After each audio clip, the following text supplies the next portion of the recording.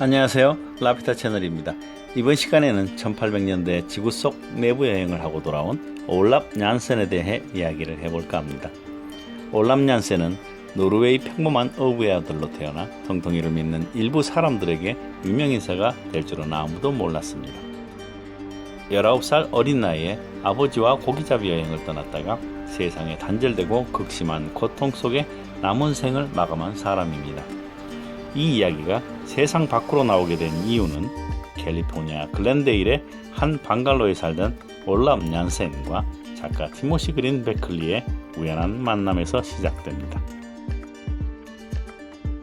작가는 산책을 하면서 친해진 올랍 얀센의 모험담을 듣게 되고 올랍 얀센이 죽기 전 그가 모아온 자료를 받게 되면서 그 내용이 책으로 출판되어 세상 밖으로 나오게 됩니다. 올랍 얀센은 1811년 노르웨이 사람이었지만 당시 고기잡이 항해 중이던 부모님 때문에 러시아 어촌 마을 울라보르에서 태어납니다. 그의 가족은 외가가 있던 스톡홀름에 살았으며 아버지와 함께 고기잡이 여행을 자주 다녔다고 합니다. 그의 아버지 옌스 얀센은 예전에 프란츠 요세프 서쪽 해안에서 발견한 코끼리 상아를 내다 팔아 짭짤한 수입을 올린 기억이 있어 1829년 4월 3일 마지막이 될 그날도 프란츠 요세프를 향해 출항을 합니다. 강한 바람을 타고 코끼리 상어를 발견했던 프란츠 요세프에 도착하여 바위 해안선을 따라 항해를 하던 중 한 아름다운 곳에 도착합니다. 그곳은 초목이 푸르렀으며 대기는 따뜻했고 파도 또한 잔잔했습니다. 동쪽 해안에는 수많은 빙하들이 있었음에도 북쪽 시야는 탁 트인 외해가 놓여 있었습니다. 옌스 얀센은 놀란 표정을 지으며 아들에게 북쪽을 모험할 것을 제안합니다. 그들은 개방된 수로를 통해 정북 방향으로 뱃머리를 돌리게 됩니다. 3일째 되던 날 아주 큰 부목 축적물이 해안가에 많은 어떤 섬을 발견하고 섬의 해안선을 탐험한 뒤 다시 항해를 이어갑니다.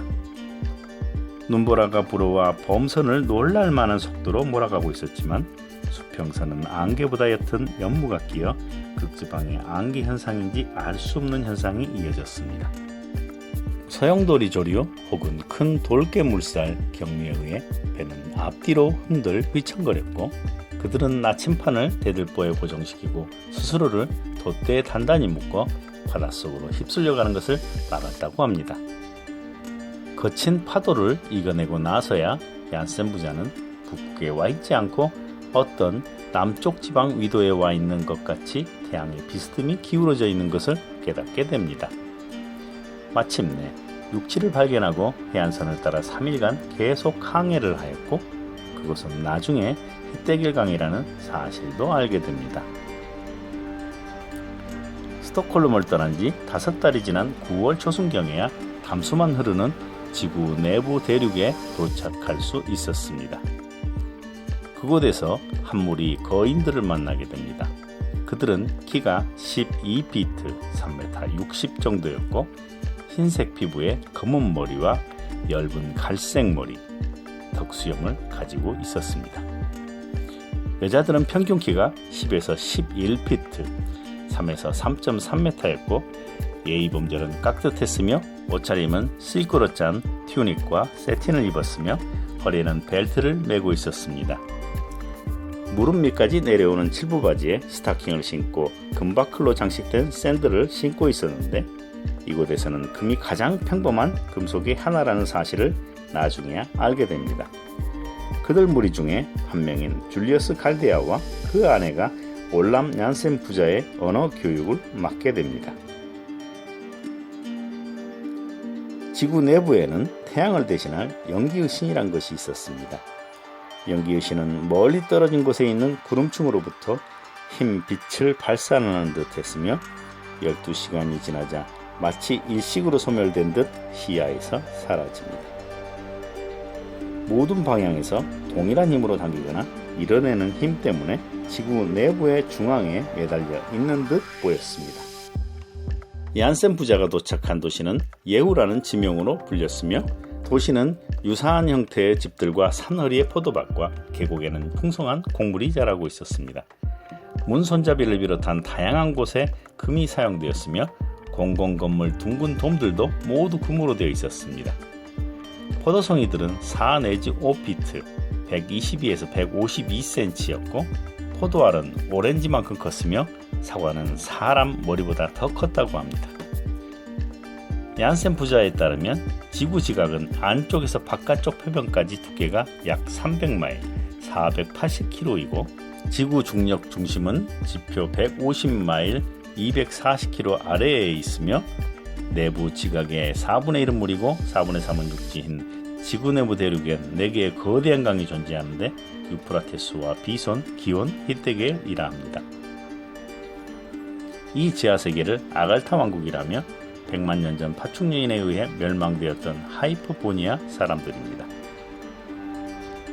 아갈타인들은 75에서 100세 이전에는 남자들은 결혼하지 않는다고 하며 남성과 여성 모두 600에서 800세를 산다고 합니다.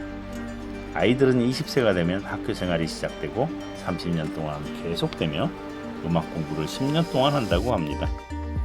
아갈타 왕국 지배자가 사는 곳을 에덴이라고 부릅니다. 어느 날 에덴의 지배자가 파견한 사신이 그들을 보러 와 이틀간 다양한 질문을 쏟아부었습니다. 그리고 수송관을 타고 에덴의 도시로 보내집니다. 수송관을 달리는 차량은 중력을 제거하여 빠르고 안전하게 달린다고 합니다. 에덴은 내부 대륙에서 가장 높은 산 위 고원에 위치하고 있으며 이 정원 안에는 4개 강의 수원지인 분수 우물이 있었습니다.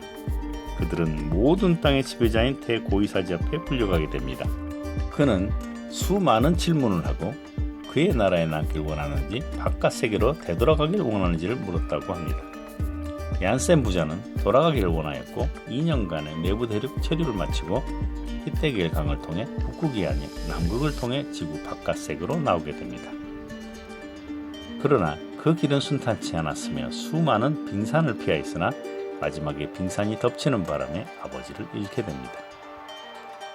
그는 스코틀랜드 포경선 알링턴호에 다행히 구조되나 지구 내부 세계에서 왔다고 하자 정신 이상자로 몰아 선실이 가두고 격리하여 고초를 겪게 됩니다. 이성적 판단으로 위기를 모면하기 위해 거짓말을 하고 배에서 선호 생활을 하며 돈을 만들어 결국 스톡홀름에 갈 비행기값을 마련하게 됩니다.